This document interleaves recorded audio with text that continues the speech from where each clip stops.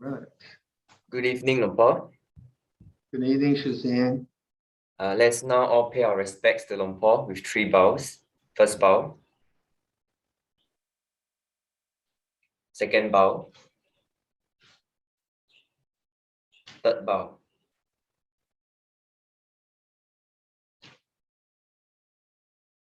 Hello, everyone. And we born Pete Feigen.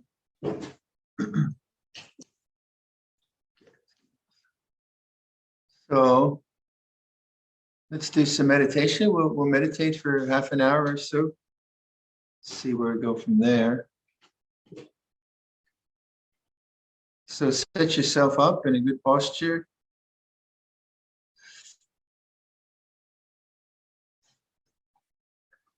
I've just been on a boat with Luang Por and Ajahn Asoko and the Anagarikas and Ajahn Pavaro. So I'm feeling a bit Wunwai.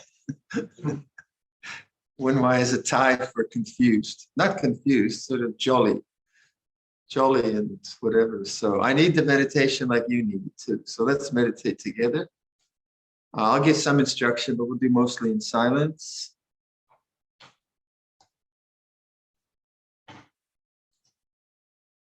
Okay, so bring your attention to the present moment.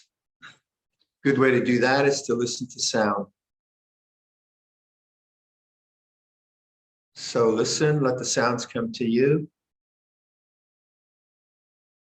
And in listening, notice the silence of awareness.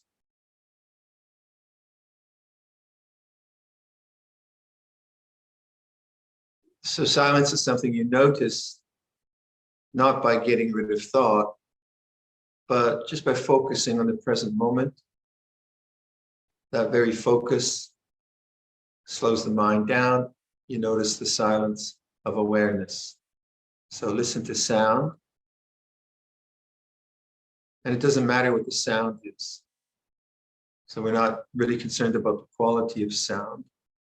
We're more concerned about the quality of attention, the listening, and the silent knowing.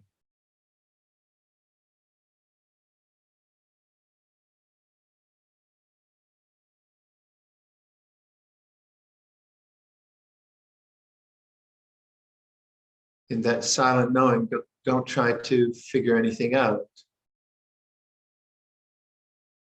Don't try to achieve anything. Don't try to get rid of anything. Just silent knowing.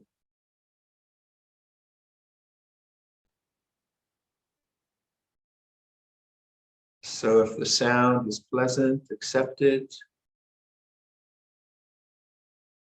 If bodily feelings are unpleasant, accept them.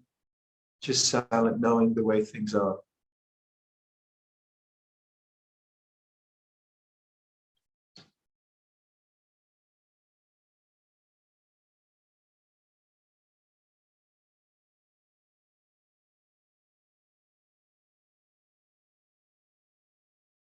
Feel the breathing of your body. Let the body breathe. And there's the same silent knowing. So silent knowing for an in-breath. Silent awareness for an out-breath.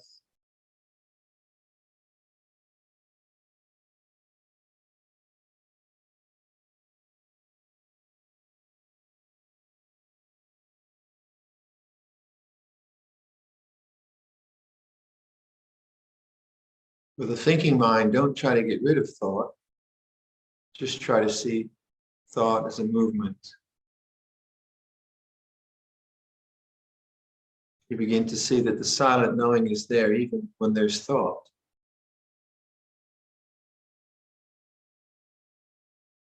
Thought comes and goes. So see awareness as something it's boundless. So do this with me. Be the knowing, know what's going on, silent knowing. Now, does that knowing or awareness have an outer boundary? Find an outer boundary.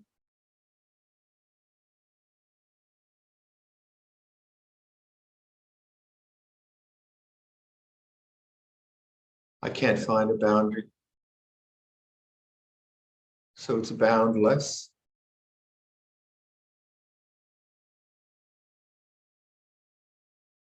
Or does awareness have a center, a core, an essence, a center? Can you find that?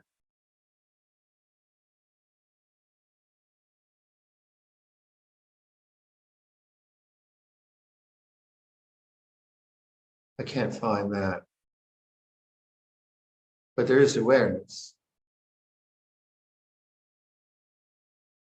Now, does awareness exclude anything? Being aware doesn't mean that it excludes anything. So does not awareness include everything?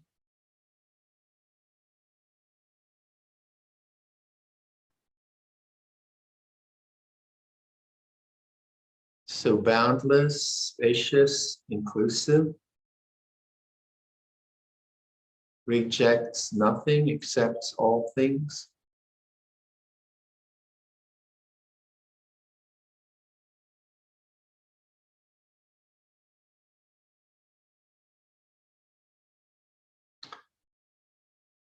So cultivate this open, accepting awareness,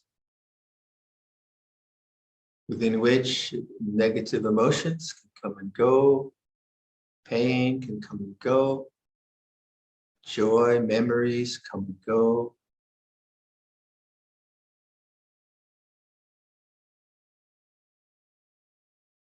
Now notice the changing nature of sound. Listen to sound, be the silent knowing. Notice the changing nature of sound.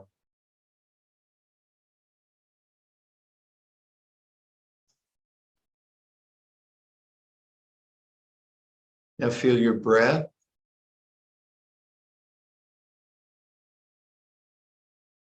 Notice the changing nature of your breath.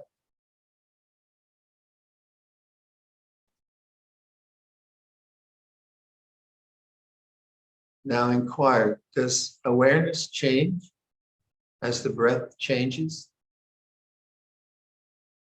Does the knowing change?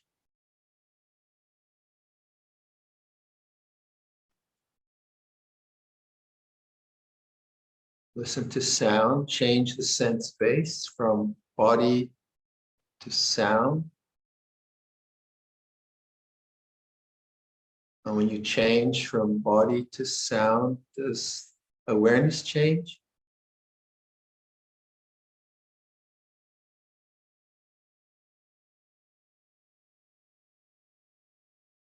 Unchanging, knowing, boundless, including all things, rejecting none. So be that awareness. Be aware. Let's sit quietly.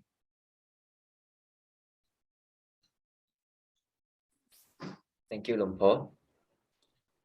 Hi, everyone. We'll now request for Dhamma talk.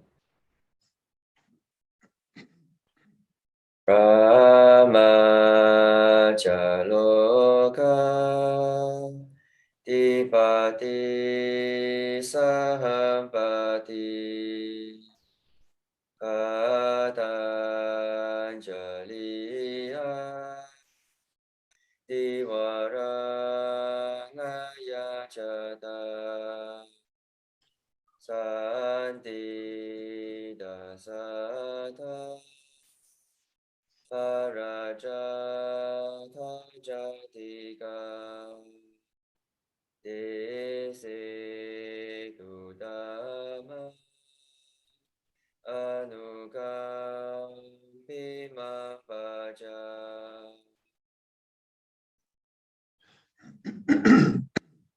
Namo tassa bhagavato arahato samma sambuddhassa. Namo tassa bhagavato arahato samma sambuddhassa. Namo tassa bhagavato arahato samma sambuddhassa. Buddhang dhammang sanghang namasami. Peter, is my sound okay? You sound very good, very well. Okay, not freezing up? No. Okay.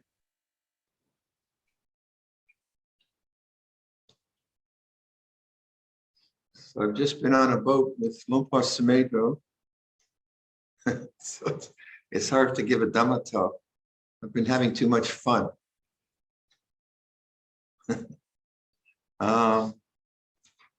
Luang Por is visiting us and with Ajahn Asoko, and we've been enjoying his teaching, and I've been enjoying his company. So today we went out with the Anagarika's 3, the great Anagarika's, Ajahn Pavaro, myself, Ajahn Asoko. A friend has a boat. We took a boat out onto the Rideau Lakes.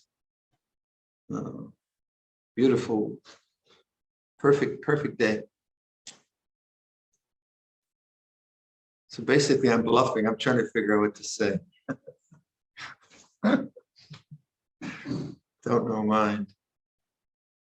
Well, obviously I live a very fortunate life, and I have a lot of goodness in my life. I have good teachers and friends, so I have a lot of gratitude. When we talk about the kind of higher teachings of Theravada Buddhism about emptiness or anatta, liberation, and so on, there's a kind of presumption of a certain quality of living that we all need to contemplate those deeper things. And when I'm with Luang Por, obviously I have a chance to talk about my own practice and inquire how he sees different perspectives, and so that's very beautiful, very gratifying, very edifying. But some people, of course, don't have the chance to do that, and so it's good to reflect on the kind of basic requisites that the Buddha said were necessary for Dhamma practice. And the way we reflect on that as monks is that we need 4 requisites. We need housing, we need shelter, we need clothing, we need food, and we need medicine. Without those, it's pretty hard to contemplate anatta and the refinements of liberation. So as Buddhists, we also have if we want a peaceful world, we want peace, both inwards and outwards, we try to, as much as possible, provide the 4 requisites for others, those who are less fortunate than us. And that part of our Buddhist life, the dana part, the giving part, the sharing part, is terribly important, so that meditation just doesn't become a selfish introspection, a search for enlightenment, irrespective of what other beings are experiencing. Sometimes people will say, you monks are selfish, you're just meditating for your own liberation. But that doesn't, monks can be selfish, certainly. But that doesn't really work, because the whole problem is selfishness. And so these natural ways of going beyond selfishness with generosity, with moral restraint, not hurting people, are terribly important as a foundation for enlightenment. We also, as monks, we need teachers. When we ordain, we need a mentor, we need an upachaya or an acharya to encourage us, to admonish us, to teach us the Dhamma Vinaya. So lay people need that too. And then I think of people I know that are not in my Buddhist circle who have no teacher, or who have no tradition, who have no vehicle for traveling. And I think that's an incredible poverty. It could be They could be well off materially, but the spiritual friendship that I enjoy with my brothers and sisters and Luang Por, this is a huge wealth. So for all of you, do make sure that you seek out teachers. And if you have a teacher who lives locally, if you can establish a relationship with a teacher that you don't have to explain yourself each time you go, and teacher gets to know you and can give you encouragement and advice on how to practice. Then as monks, we have our rule, we have the Vinaya, we have a certain style, moral precepts that we live by. That's very important, a good lifestyle. And since I've done all my Buddhist practice as a monk, I never really practiced as a layperson. I was a traveler, and on the road I met Buddhism, and I just became a monk without having really established a good lay practice in my own life. So those are very important, to have a sangha of friends and kalyanamitta, terribly important, where others are reflecting back for you to the moral standards of our life, reflecting back to you a life which is contemplative, reflective, rather than just distracted all the time. So these are things which different groups develop, different sanghas develop, and I always presume that people who are listening in have a good sense of sila, keep the 5 precepts diligently,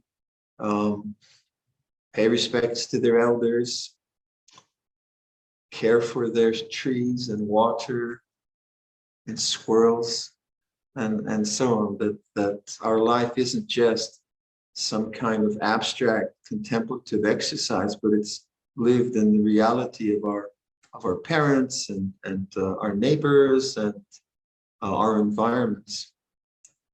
So the language of transcendence, the higher aspects of Dhamma, is very abstract in that way. But these things are done in real time, in real situations. But language is that way. Language is abstract. When I suggest to you to listen to sound, and you just do that simple exercise, when you go away from the confusion of a mind which is thinking a lot or planning a lot or worrying a lot, and you simply ground yourself in listening, I think you can very quickly notice the silence of knowing. It's always available. It's always available. And that silence of knowing is, I was talking with Luang Por, that our practice is silence is very important. But we're not trying to get rid of thought. There's a difference between trying to get rid of thought, trying to be a person who doesn't have thought, trying to be a person who is silent. That is different to noticing silence. Noticing silence it's always a possibility. So irrespective of the sound, if you just have that sense of come to the present moment, just listen, you'll notice the silence of knowing. And that really is what the contemplative life is about. It's not about heightened experience. Certainly people get heightened experiences. They might see visions or even deities. I'm told I've yet to see anything. And I'm not worried about it. I don't, because whatever I see, then the next day I won't see. So sometimes the fantastic mental experiences that people have in meditation, they become emphasized. Oh, you saw this. I noticed this when I would do 10-day retreats, and we would sit together in interviews, and maybe we'd have 5 people interview, and someone would talk about some fabulous experience, and the other 4 people felt depressed. because they weren't having the fabulous experiences. But the thing about fabulous experiences, they come and they go. They can be very rewarding and very energizing. There's no doubt about that. But attachment to them can be a very, very real problem. Whereas the silence of knowing is not a fabulous experience. It's very, very ordinary. And that ordinariness is what makes it so how big deal. What's that about? And yet, the contemplative life is turning towards that very silence of knowing rather than the quality of an experience. And the quality of experience, what goes on there is desire. I want, obviously, I want comfort. I don't want discomfort. I want pleasant sounds. I don't want unpleasant sounds, and so on and so forth. We know that very well. And that's important. There's nothing wrong with that. So right now, myself, Ajahn Pavro, and Venerable Sirimedo, we've been driving ourselves crazy trying to find the correct roof tiles for our new sala. And it's very, very, I don't like to do it, actually. I'm not a good shopper, but someone has to do it. It's our responsibility, and it is a big decision because it's a big roof. So we go onto websites, Venerable Sirimedo sets it up, we talk about it, we agree, we disagree. Those are worldly dhammas, and they're based on desire. We want to have a beautiful sala. We don't want to just, make something which is unattractive. We want to do something which is attractive and appealing to people.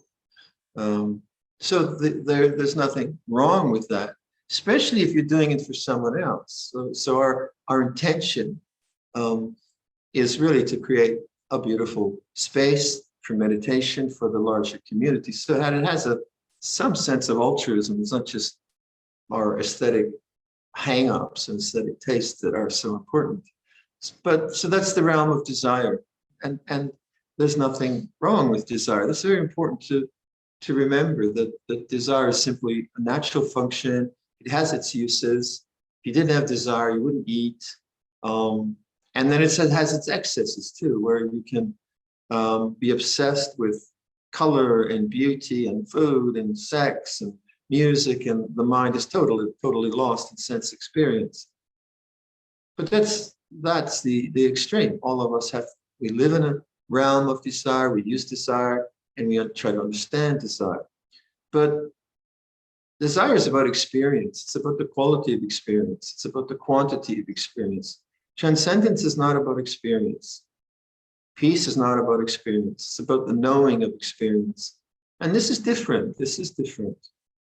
Without dismissing like this roof that we're doing, if I just dismiss it, then that's kind of irresponsible, because I'm a senior monk and I'm involved with the quality of this building. That would be responsible. But I know that whatever color I choose or configuration I choose, I'll probably be disappointed. and people will come and complain. Why did you do that?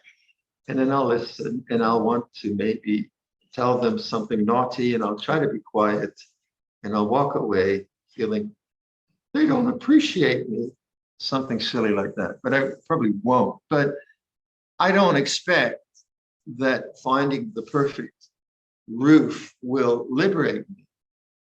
It will just frustrate me. And that's the nature of, and yet I have to do that. So I'll do my very, very best. And then when it's up, I'll accept it. Accept it as it is. And if people complain, I'll try to accept that. Yes, it's terrible, if I know. Get another one. No, we can't get another one. So one of our Thai friends came, he looked at the sala, and he said, it's too small. What do you mean it's too small? Should we start again? The walls have just kind of started. He's sitting right here right now. So the worldly dhammas are like that. We compare, we have tastes, and we have preferences and all of that. And there's no freedom. There's a lot of conceit. There's a lot of conceit in aesthetics and all of that. There's no freedom because it's very relative. It's very subjective. And it's not peaceful. It's not, because it's dependent. It depends on my tastes and on the color and all the rest of it. But what is not dependent is the silence of awareness. The silence of awareness does not depend on the quality of sound. If you notice it, you can have coarse sounds, no sounds, lots of sounds, but silence of awareness doesn't depend on that. It doesn't depend on the quality of breath. You can have asthma, you can have really beautiful deep pranayama breathing, you can have shallow breathing. Probably you can stop breathing. And that'll be interesting. But awareness does not depend on the body. Smells, tastes, relationships. You can have a horrible marriage. You can have a fantastic marriage, or you can have an ordinary marriage. I don't know what an ordinary marriage is, never been married, but you can wake up and look at your family and say, I love you. And you can wake up and your family and see them, I don't want to be with you. And you can be aware of them. You can be aware of love and hate. Silence, awareness is not dependent on liking and disliking. You can know liking, you can know disliking, correct? You can have arthritis, Lyme's disease. Dementia will be interesting. That will be interesting, won't it? I don't know. If I get dementia, I won't be able to report back. But Ajahn Chah, he had some pretty strange mindsets. And once he apparently said that, I'm going to laugh inappropriately, don't pay attention. And he laughed. And it had nothing to do with the present moment, with the way things were. And yet he was aware. But I don't know about that. But the silence of awareness is not, so it's not an experience per se. You could say it's a quality of attention. You could say that, yes. But it's not an experience in the sense that it's good, bad, or light, or dark. It's different, isn't it? If I ask you to listen to sound and you listen, you have to stop. You have to come into the present moment. You have to make that intention. Sure, there's all those factors. But is it really dependent on the quality of sound? So desire mind will take you, I don't like that sound, I want another sound. That takes you away from the silence of awareness, doesn't it? Desire takes you away. So if you can then heighten the silence of awareness with desire, manifesting, well, then you're really doing good work. So then when desire manifests and you don't want that sound, you don't want this bodily feeling, and you have silent awareness with not wanting or wanting, you begin to incline towards transcendence, towards nibbana, towards nirodha, the end of suffering. Why? Because you realize that there is a place in your heart which is not dependent on the fulfillment of desire. The fulfillment of desire quite often leads to more desires. What would be the best wish I could give you? Well, the best wish I could give you, I think, would be have the four requisites, okay? That you are well-fed, well-housed, etc. That you live in a society where there's rule of law, that you don't have volcanoes coming up through your basement or floods, so you have some ecological comfort. But at a spiritual level, I think the best wish I could give you would not be that you get everything you want, but that you realize desirelessness, because that's where we find happiness. We don't find happiness in getting what we want. We find satiation for a while,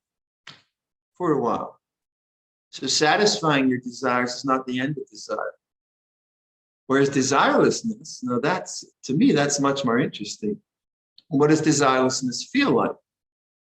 Well, when you get what you don't want, then desire arises. Now, when you get what you don't want, and you can say to yourself, desirelessness, in the midst of not getting what you want or getting what you don't want, if you can say desirelessness, what does that do to your mind?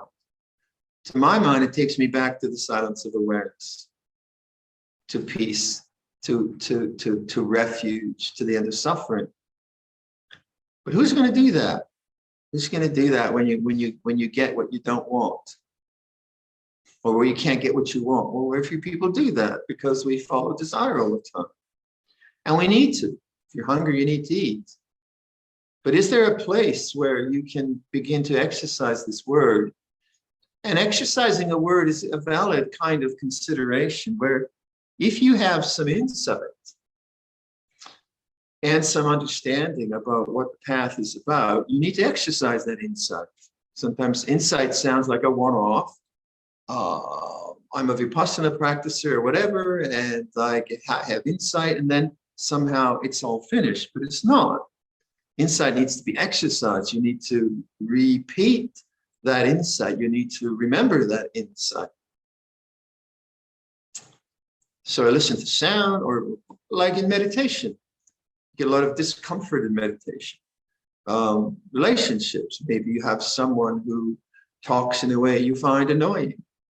Now, if you want to exercise the insight of desirelessness, if you see the validity of that, then the next time you're with that person you find somewhat irritating or irksome, you have to exercise that by saying what? Desirelessness, right in the middle of that irritation. And what does that require? That requires awareness, stillness of awareness. One of the things I was talking about with Luang Por yesterday was, we have like when you consider the Anatta Lakkhana Sutta, very high teaching that I'm not this body, this is not me, this is not mine, this is not myself. These are incredible teachings, really incredible teachings. I'm not this body. Well, what am I? Who am I, or what am I? Now, these kinds of teachings you need to consider once you've been fed and housed and so on. But intellectually, you might sort of agree to that.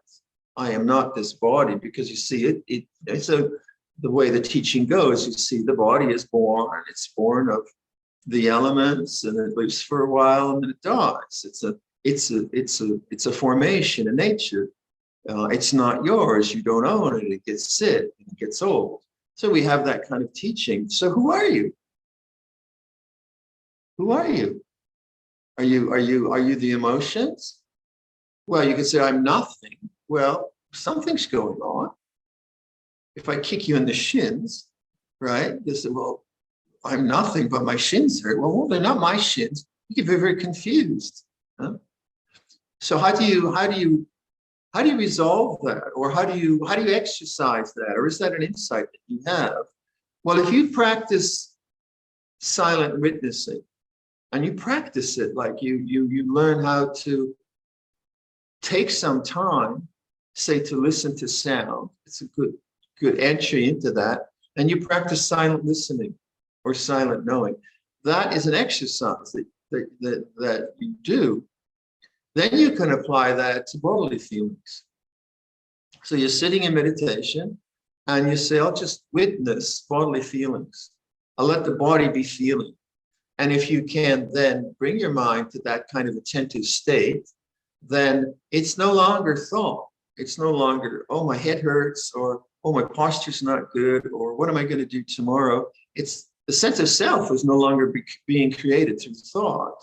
So what happens? You begin to be the silent witness to heat, to pressure, to pain, to discomfort, to comfort, to all kinds of feelings just are coming and going, coming and going. And if you sustain that witnessing posture, then your identity as body begins to be challenged, not through an intellectual exercise of, but I am the body, am I not? Not through thought, but through awareness itself. And what happens is your identity begins to start to take allegiance with the witnessing itself. I don't know if you understand that. I listen to sound. I feel the body. I can do that exercise. I notice the sound. I notice the silence of awareness in sound. I begin to apply that to the body. What's the silence of, what does the body actually feel like? I have to stop. I have to be composed. I have to allow the body to be what it is, non-desire, non-becoming, not trying to figure anything out, not trying to get enlightened or anything like that. Just what does the body really, really feel like? And then I have to let go of thought, silent knowing. If I let go of thought and just abide as the silent witness, then the body is known as a changing phenomena in awareness. And you begin to see that awareness is not the body. The body feelings are changing in awareness. And awareness begins to take on more. It doesn't take on anything. I think the self-identity begins to not identify with this body, begins to take refuge, or it's very hard to say in words, but let's say your sense of who you are as a body begins to be challenged by noticing actually that there is awareness and the body is changing. The body's just doing what it does. If you start thinking that, oh, my knee hurts, or how much longer is the sitting going to go on, or gosh, it's already half an hour, my knee, then that's thought. That creates a sense of self, pain, and so on. You have to let go of that. You have to let go of that and come back to silent witnessing and silent knowing. And this is where you have to exercise insight, exercise language, where you come to some kind of a language that brings you to silent awareness, brings you to witnessing. Do you have any language for that? When I say to you, listen to sound and notice the silence of awareness, that's language. You exercise that language to return to something which is always there, which is knowing, awareness, witnessing, many ways to talk about it. And then if you trust in awareness, you have to, this is Luang Por Sumedho's teaching to us in the past few days, and many of us have heard his teachings from England in the past few years. He's constantly encouraging us to trust in awareness. When I listen to sound, I trust in awareness. What is trust there? Well, I don't worry about the sound. I just know sound is like this. I trust in awareness. Do that with the body. I trust in awareness. The body has its energies or whatever. I trust in awareness. What does that do? What does that do for you? Well, what for me it does, there's just a natural, intuitive noticing that the body is an object of awareness. It's changing. It coughs. It needs water. It does all of those things, and yet the silent witness doesn't change. Does it? Does the silent witness change? Does it become bigger? Smaller? More consistent, maybe? How would you talk about that? But what happens is that by abiding as witness, knowing change, and this is what we call anicca sanya, perception of change, the identity with body intuitively begins to be loosened or undermined, maybe we could say. Because in the beginning, when you start meditation, you really just, like anything that happens, you just believe it totally. Your emotions, I am this and I am that, and you get caught in the thoughts. And then someone tells you, well, you can be aware of your thoughts, you know. Oh, really? Really? I didn't notice that. And you can be aware of pain as an object. You start to take this witnessing posture, this stance. And that stance is the movement away from identity with the body, with the emotions and all of that, to this silent knowing, which is where liberation is found. And that's not by reorganizing everything, like getting a better personality or getting all buffed and healthy. Those are fine things, I'm sure. I wouldn't know, but you know, you can do all of that, and that's fine. It's very good. But this isn't about getting anything really. It's about noticing that there is consciousness, presence, awareness, conscious presence, whatever you want to call it. And that's always there. Presence is always there. And then what changes is always changing. And desire is always about getting the correct, comfortable appropriate kind of feelings that are changing. So you start to shift your allegiance from where does peace really lie? Does it lie in an external objective experience, or does it lie right here in my own heart, in my own sense of presence? And as that allegiance changes, this is the movement of renunciation, movement away towards dispassion. There's a kind of necessity to keep remembering that, to keep remembering the knowing. As the emotions come up, all the self-views you have, the self-doubts and the pain and the negative things, the positive things, so you feel really confident and strong in your practice, or when you feel your practice isn't going well, or when there's difficult, all of these samsaric changing things, constantly coming back to a simple thing. It feels like this. Luang Por Sumedho's recommendation, it's like this. And if you do that, there is this transformation. That transformation isn't done through a belief. You can believe in an anatta, you can believe in anicca, you can believe in nibbana, you can believe in rebirth, or you cannot believe in those. But that's not transformative. That's simply position taking. That's thought. Thought's not transformative unless thought is directed. Now you can use thought to direct attention in a certain way. You can use thought to create an atmosphere in your mind. When I present the thought desirelessness into my mind, what happens? Well, it's a reflective thought that lets me see desire, wanting to get rid of, wanting to become desirelessness, non-desire, non-becoming. And that use of language is not egotistical use of language. It's contemplative use of language. So you try to find language that helps you to remember your insights. We all have insights. We all understand something about ourselves which we didn't understand 10 years ago.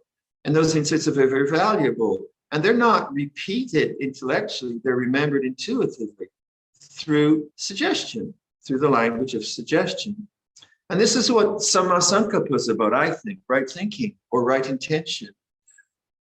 It's not egotistical thought. Right thought is not egotistical thought. It's not about me. It's about the quality of attention that I can put to this present moment.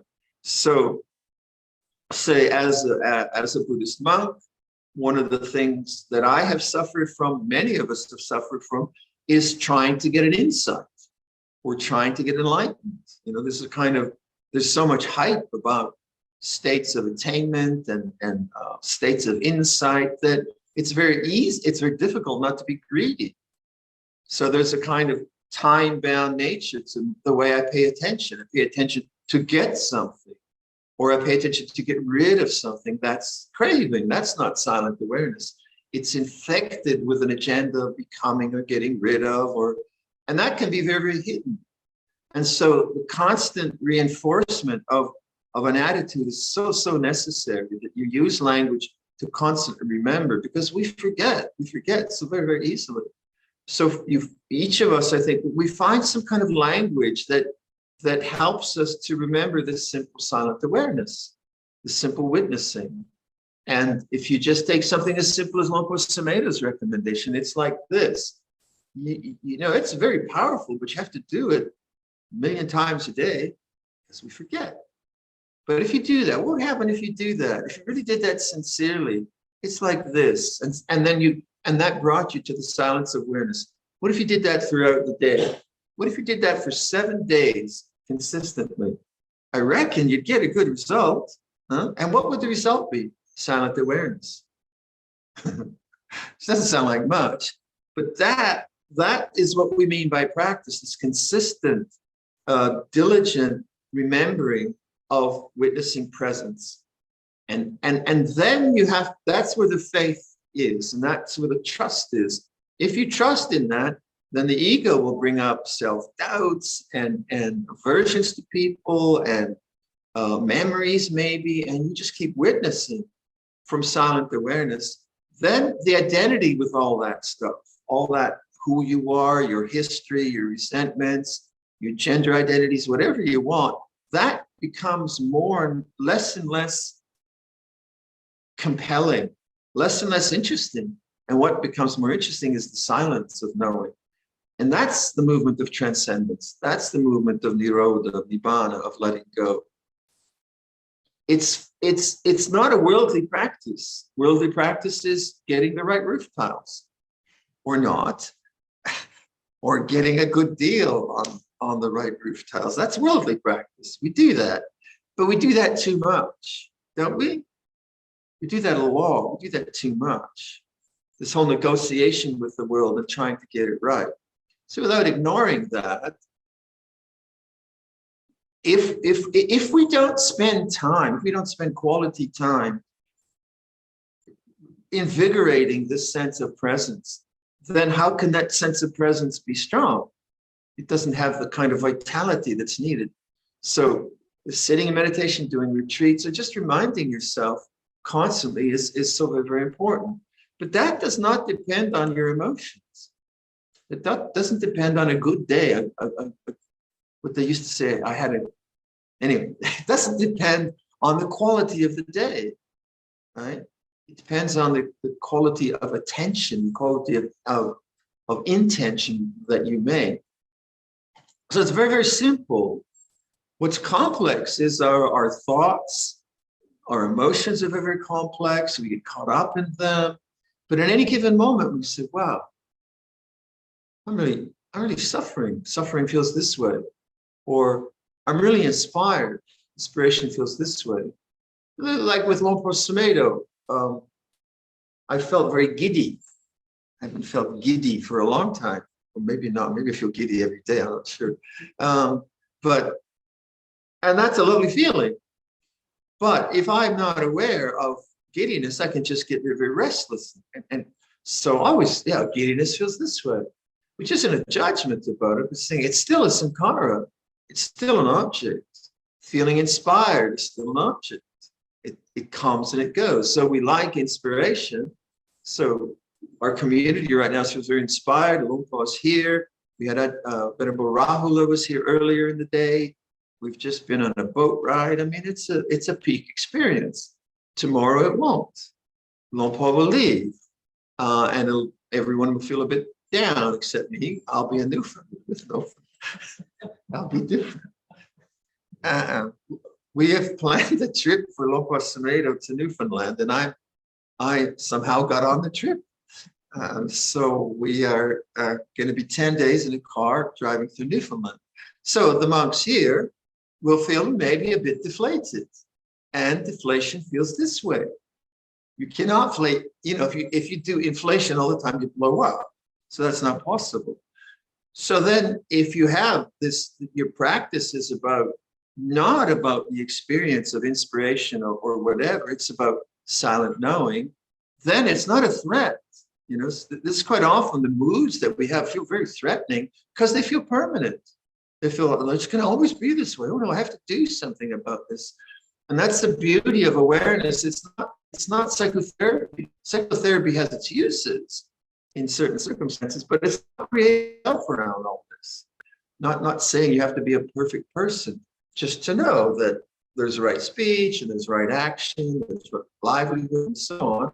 And in through all of that, there's this changing experience of samsara, but there's this unchanging knowing. That's very interesting. So the community here, now we're a lot of friends here, and it's really delightful to have lots of friends. We have a fabulous Thai cook here that is getting us all nice and fat. And we're eating well, and it doesn't even feel like an ascetic monastery. And then it'll change. Cook will leave, Luang Por will leave, November will come, there'll be rain, and the weather won't be sunny, and it'll be gray, and we might get depressed.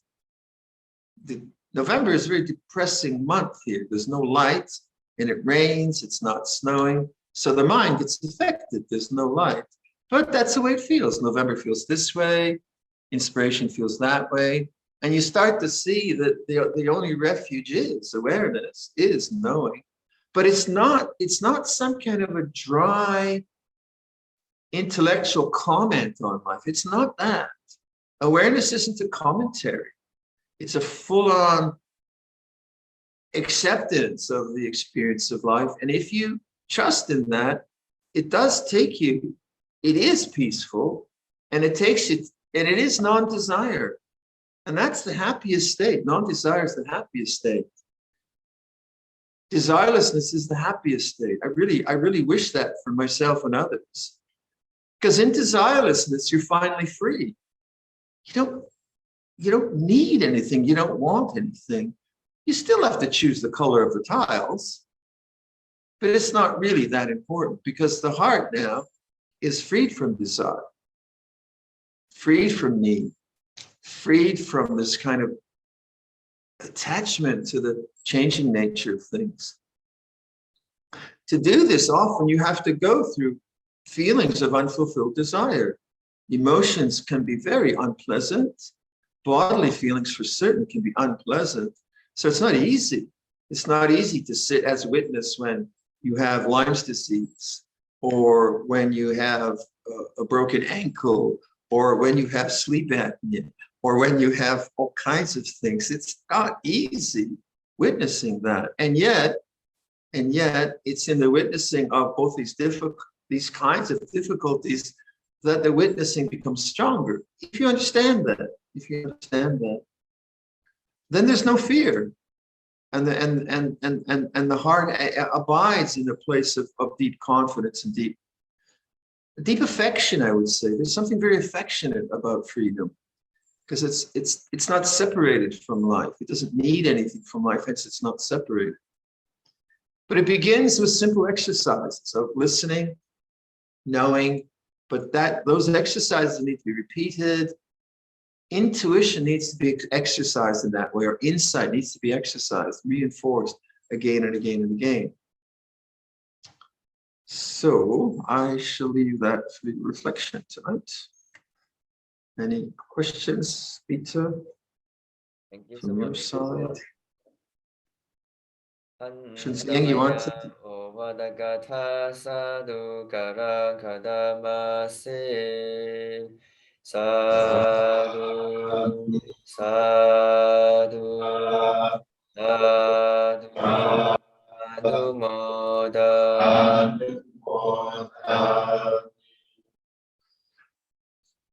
That's a nice sadhu. So, any Q&A, Bita, or? Well, we're all pausing for the moment now and taking it in. There you go. Silent pause. That's right. Appreciating the silence. Thank you so much, Luang Por. Thank you for the beautiful reflections as well. All can feel the joy and the giddiness that you feel. We wish that we were there. It's great fun. Luang Por is great fun. I'm sure. He's got a great sense of humor. And we've been, of course, I've known him since 1974. So we always go back to memories of the bad old days or the good old days, whatever you want to call it. Do you remember that guy? And what happened then? It's such fun. It really is. So I've been very, very fortunate. And then I'll ask him, did that really happen? Or how did it happen? Memory plays tricks on you. But Luang Por, it's interesting sitting with Luang Por. His mind is just great. It's just really, really clear. But he has some frailty in the body, so he needs assistance in walking. And it's quite an interesting contrast when I'm sitting in his room and he's on his seat, sitting cross-legged. It looks like the good old days. And then when he wants to get up and go to the car, then I just so quiet and assist him. So yeah, he's 88 years old. There's no doubt about that. But his teaching is so direct and so clear and so confident that it's a huge inspiration, obviously. And we've been planning this trip to Venerable Siri and others have been planning this trip for what, half a year, 2 years. Oh yeah, because of COVID, right? It's been a 2-year papancha. You think choosing rooftops is difficult. And so for those of you who don't know, Newfoundland is an island off the east coast of Canada. I looked it up. It's 100,000 square kilometers, which is a third of the size of Malaysia. I should have looked it up. And its population is, I think it's like 400,000. So it's all forest and water and fishermen, I think. So we couldn't, it's very hard to rent large cars right now in Canada because I think after COVID, a lot of the rental companies had difficulties. So we can't get a good van or car in the East Coast. So we've rented one here, and I, with the layman, Nirasso, will travel to St. John's, Newfoundland, which will take us 3 days. And then Luang Por Sumedho will fly with Ajahn Asoko and Yom Vibun and we'll join them in St. John's, and then we'll drive through Newfoundland for 10 days and end up in Halifax. And then Halifax, Luang Por will fly with Ajahn Asoko to Boston, and then he'll join Ajahn Jayanto for the second Vasa, and then Nirasso, Vibun, and I will come back here to Tisarma. So it's quite an exciting trip. I've never really done that drive.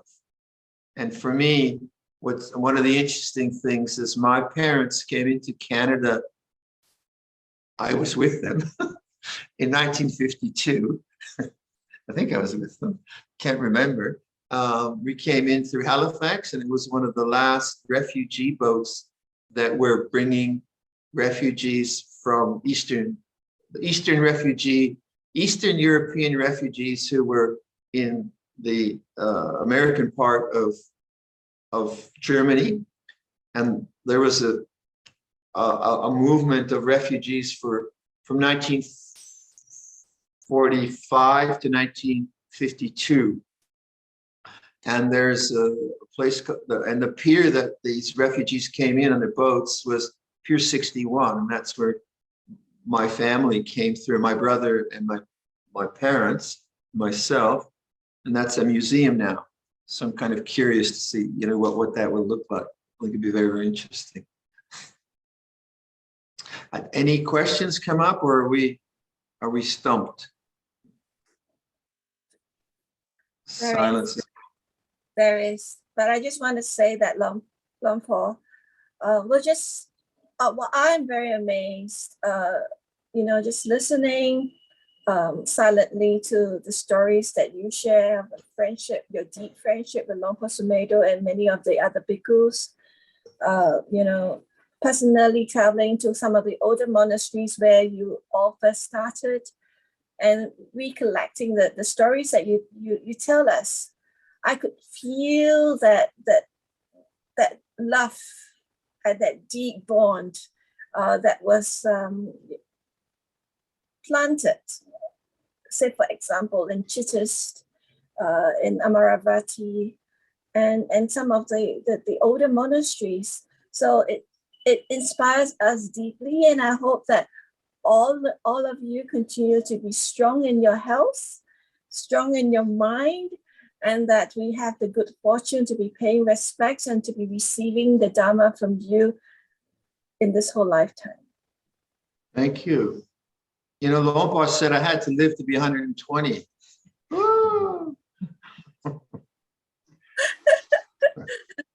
Go for it. Yeah, right. That's what everyone tells him. May you live to be 120. So he did it back to me. He sent me a birthday card. But we do have a question, Bita.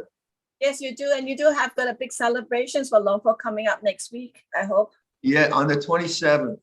That's right. Yeah, you got a cake? Okay, there's a cake. I heard there's a cake, or 1 or 10. We have a question. But we have a question, Bita. Yes, we Sue, do. Sue, would you like to place your question? Sue, can you unmute? Yes, go ahead. Good morning, Achan. I Good would like to morning. ask you about my experience with my mom. Okay, currently my mom is bedridden, and I'm very glad that you shared with me your experience of practicing the 4 Brahma Vihara with your mother, with your late mother. Now, what I feel is, after seeing her, I felt that when I'm back home, I felt that my heart is very sad, and it's like closing down. And then I also feel a bit lost and uneasy. And the mind is like a bit blank, and sometimes I feel like crying. So, Luang Por, can you advise me on how I should, go about, I think it's probably my starting of a grief process. Right. Well, can you go right? Can you say to yourself, can you be aware of sadness without thought? In other words, whatever mood you feel, quite often your thoughts are driven by that mood. But that's not really being aware. That's being abstracted away, because the thought of sadness is not the same as the direct feeling of sadness. Just as the thought, like take a more simple example, if I think about this flower here, that's a yellow flower. Yeah, we'd agree, maybe it's yellow unless you're colorblind. But then the experience of yellow is before I think about it, correct? I look at the yellow and then I interpret it through cultural language. I call that yellow, so we have an agreement. But each yellow is different, each white is different. So to actually know the color there, I have to look directly at it and not think about it. Okay? That's pretty easy. Well, it's the same with sadness. Sadness is a natural phenomenon. And all the other things, like these kind of grieving things, are natural phenomena. And the difficulty we have is because they are unpleasant and unknown or uncomfortable, we basically don't want them. So we want to do something about them. And wanting to do something about them usually produces quite a lot of thought or analysis, or we get caught in the mood and we have kind of nostalgic thoughts, but that's all thinking. So what you want to do is to kind of ask yourself, use the thought, like, well, what does this really feel like? What is it like, this sad? What is this mood really like? And then stop and be the silent witness of that. Now that'll take you directly to the feeling, which is unpleasant. And that's where you understand that silently knowing the unpleasant is okay. And that's where desirelessness is important. The desire to change the unpleasant won't resolve this. It'll just kind of be there all the time. But if you go directly to the perception or feeling of sadness and just abide as witness to that, without trying to fix it, without trying to figure it out, without thinking in the future, oh, what's going on, then that resolution will take you to peace. Trust in that. That's what we mean by trusting in awareness. These kinds of grieving emotions, you think about it, you love your mother. You know her, you knew her all your life. In a way, well, how could it be any different, right? But it's new. Your mother hasn't died before. So it's a new thing. Your mother hasn't been that old before. So it's not maybe an experience that you're used to. But the attitude is actually to go right towards it rather than abstract away into thought. Thought is not really useful here. Does that make sense? Yes. Direct attention to it. And it's like, it's uncomfortable. It's not pleasant. So the desire mind wants to go somewhere. It goes into thought. It goes into some other kind of, it doesn't feel so raw, But you want to go to the rawness of it and be with it and trust in that. And then what I find is that actually leads to deep love. Because when you feel sad, you're actually feeling love. Mm. And rather than move away from that sadness, you're going into the sadness. And the sadness then takes you to deeper compassion. If you're willing to bear witness to it, because it's about the heart. Your heart's open, it's feeling. So you want to stay there and trust in that awareness. Okay. So it's actually, it's a good thing. I mean, I not that I want your mom to be sick or you feel sad, but the fact that your heart is open and you do feel sad is a very good thing, because it's a part of the deep compassion that we have as human beings. So it's a pathway to deeper love, if you can bear witness in this way. Okay. Yeah. Okay. Thank you very much, Luang Por. Thanks a lot. Okay, my pleasure. Anyone else? Yes, Luang Por, there is a question here. Allow me to read it out to you. This person writes that this person is having difficulty having a clear understanding on what is considered to be a breach of the fourth precept, which is the Musavada, which is about refraining from incorrect speech. All right, and this person states some examples. For example, some people may consider social niceties, such as "I'm fine," as an answer to "How are you?" And this is not lying when the person is not fine. Some people do not make such exceptions. When you say something untrue, that means you are lying. Receiving food and saying thank you, it's delicious, is a lie since the food is not eaten yet. Some people said that it is not lying, an expression of gratitude. So her question is, how can we have a clear-cut understanding about this particular precept without being burdened by this precept at the same time? And to what extent can it be considered misrepresenting untruth, Luang Por?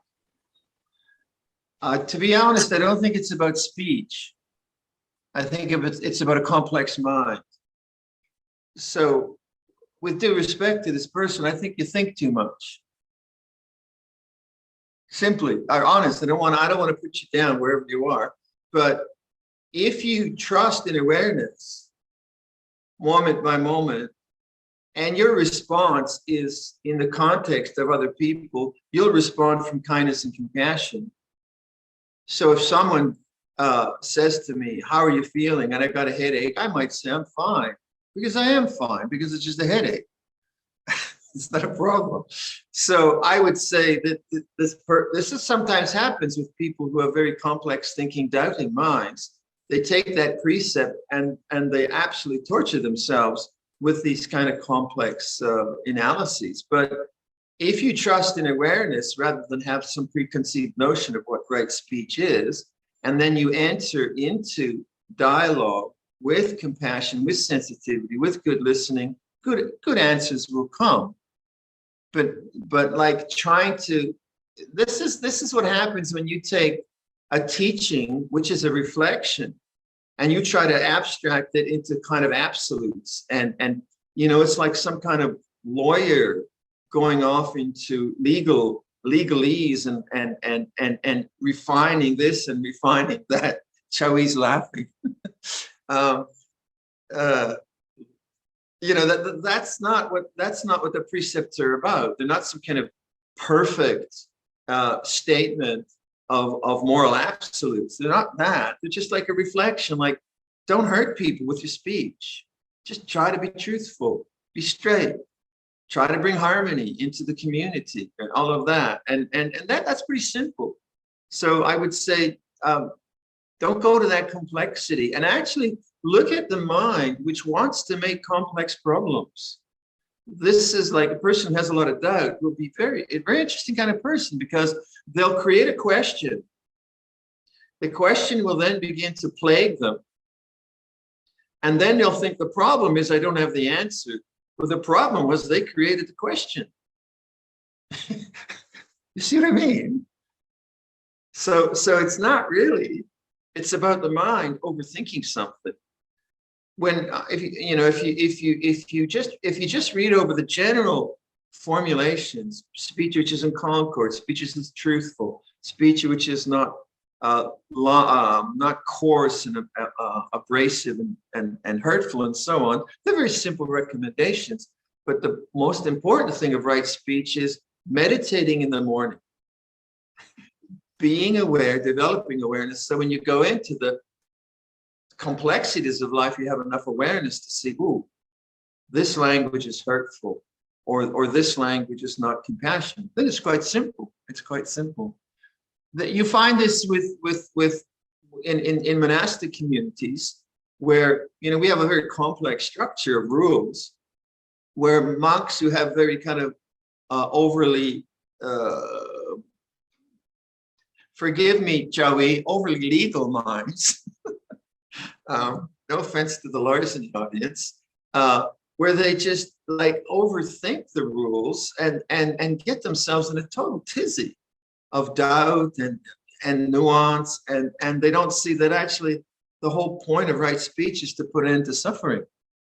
And they get caught up that way. It's a particular kind. I mean, there's the opposite kind of monk who's just sloppy with the rules too. We have that, different kinds. But definitely, I would say to this good person that it's not about that precept. I think it's about the way the mind picks up a reflective teaching and gets so wound up into it. It's important to remember that the Buddha's, or at least my sense of the Buddha's Theravada Buddhism is that it's pointing to things rather than giving you answers. So that I think you've probably heard me talk about the lady that wrote to me that was, she has roses and aphids were eating her roses. And she wrote to me about the first precept, and it's a very kind of demanding letter. She said, I have these roses and aphids are eating them. What should I do about it? Like, I said, well, it's your problem, lady. It's not my problem. And that was it, like she was blaming me for, I don't know, I didn't invent this. So it's a reflective teaching. It's a contemplative teaching. And people who get like caught up in like, whether it's doctrinal absolutes, there is no self, there can't be a self, as opposed to what does that mean? Luang Por was talking about that yesterday, about what does it mean when the Buddha says that the body is not self? It's not like an absolute statement. It's for us to look at how do I identify? What is this identity with body? And that's a kind of questioning, inquiring mind. Whereas when we take any teaching as a kind of doctrinal absolute, we become horrible. We're really boring people. It's only this way, there's only that way. And that's not the point of it. It's the point of it is to free the mind.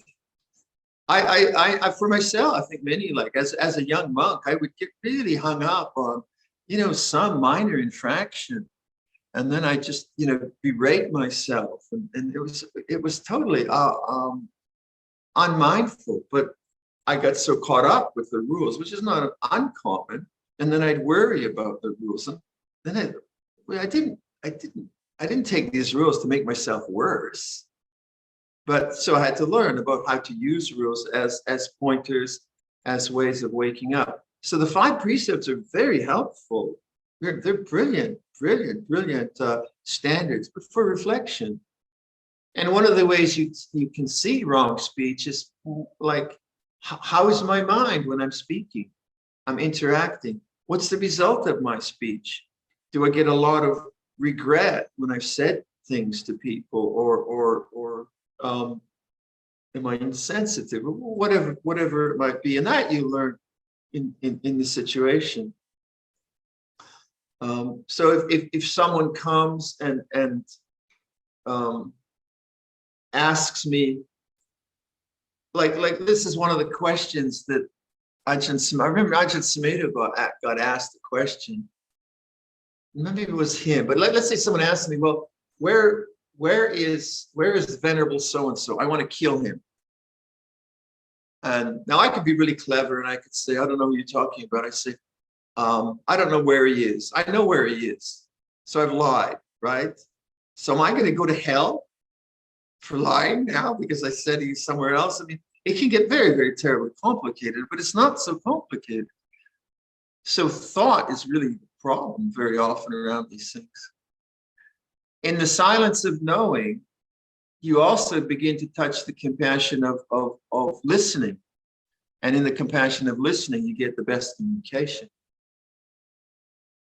So apologies, Chai.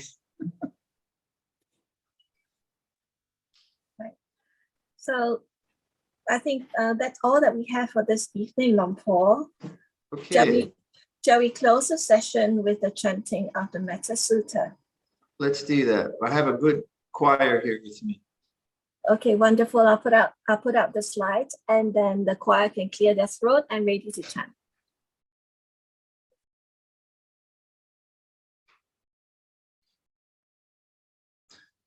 This is what should be done by one who is skilled in goodness and who knows the path of peace. Let them be able and upright, straightforward and gentle in speech, humble and not conceited, contented and easily satisfied, unburdened with duties, and frugal in their ways, peaceful and calm, and wise and skillful, not proud and demanding in nature.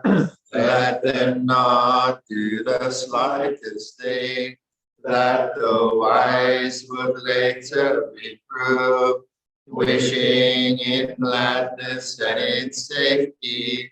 May all beings be at ease, whatever living beings there may be, whether they are weak or strong, omitting none, the great or the mighty, medium, short or small, the seen and the unseen, those living near and far away, those born and to be born.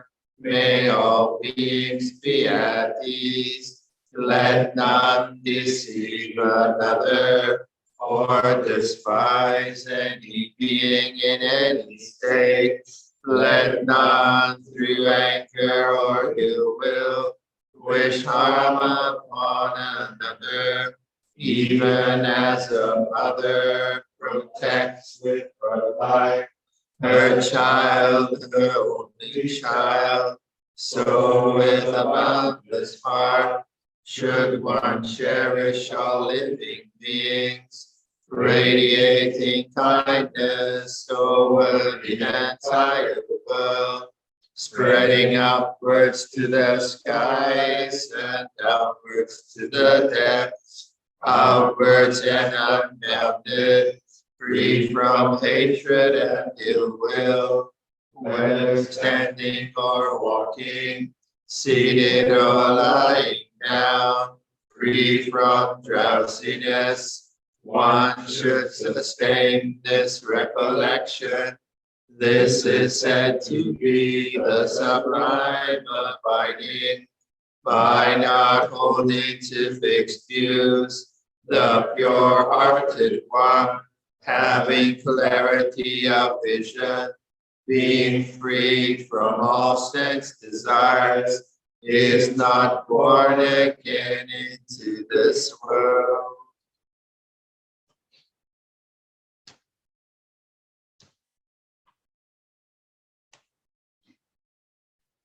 Thank you so much, Luang Por. We would like to invite everyone to pay our respects with 3 bows. First bow. Second bow. Third bow.